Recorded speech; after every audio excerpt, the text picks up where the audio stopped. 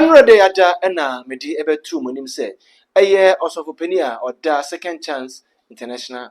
Chapel ano eye metre Prophet Stephen Adom Chedua edi ensem bi abetudwa edi ekọ ama yewura Evangelist Akwasi Owuah na nensem okan se Evangelist Akwasi Owuah eka ensem bi tre se wotre so omo eye occult ana omo join occultism ya eno ntino wonjai na omo join occultism no omo join omo occultism na ayasa na ono Evangelist Akwasi Owuah esan eba abonten na wobebo Prophet Stephen Adom Chedua ne din ebiemu a wonfa ne ho enche ne kurada wo hye na ebufuo na eno achi no yenkoda ensori abefu ntentan fidie kase yada so ya Kwesi Broni na wo hwesoro no na wode baaye no asam foforo asan aba beto so a yewura Evangelist Akwasi Owuah ono nso edi nano disem edi aba betudua metere se ono nso aba reply Prophet Stephen Adom Chedua na before that no mamemfo nko mechi kakra na yenkonkohwe ensem na Prophet Stephen Adom Chedua ekeka edi ekire Evangelist Akwasi Owuah no tie se kokoko yaba Evangelist Akwasi Owuah ono nso enum nsem yede bema biase nyansa na oni motemeka sa ase yes wa wo se ya okotofo ya Freemason for yes na one the baton ya de ada ya hand over na anano bi na osofo hwan awie ya na weje ya na weje na Adom Chiabeje enti ya de ntokwa na ge oka ya ho na ada na so peso be kumbi for Akwasi Owuah anke benja ama ne bonton yem no onka ya ho na menene ntokwa anti mo ne me ntokwa eya Akwasi Owuah onka ya ho jaye akotofo so now wona wo nyame na fa na mom unyai na bebo me dia di matam a o shama me bre bempa ha wo Ghana ha abusuan sa obeka ya we ene video a yede ebrewa Prophet Stephen Adom Chedua wo kire se ono de onsuro obiada na mom nyame adwuma na wafa ato ho so no eno na wo ye eno ntino Evangelist Akwasi Owuah wonyi na no emfa emfire no ho ayesa na so tokoso eye de wo ye no ebo ne din ewo ne kasa mu biada na omfa ne ho enche no ebe na sa na obetinte sikoko ede akire no eno achi we na make atire no yenkwada nsori a Evangelist Akwasi Owuah enso ede nsem bia betudwa ene wotre se wono no nyame ede asem bi esoma no ema ne be ka kire wo Prophet Stephen Adom Chedua nanso no wantie eno ntino se wode soma ne se won san mrefi a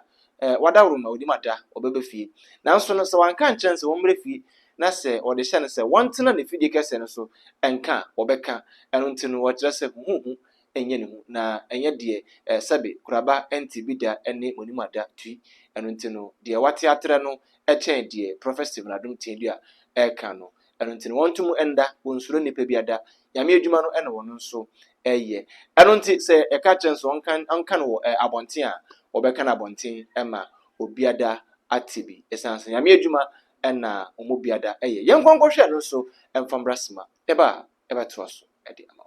ono ananum I said there are 25 in the room members in the room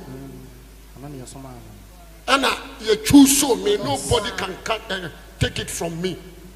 and I'm a jina when I'm a boy say be an man ye praise the Lord hallelujah there are 25 members in the room and you choose so man yeah and I'm really praise the Lord hallelujah me tell us occultism Freemason lodge and other society no and we would them near choose that years 4 years 5 years 7 years the year in a pie somebody can be very wise. Amen. I am not against you mama you am say we are so can die let's some bala was saying already from so you are I don't care we are my ceremony na broadcast I'm blocking the matter already the dance so the some small me catch it so already got some member of your baba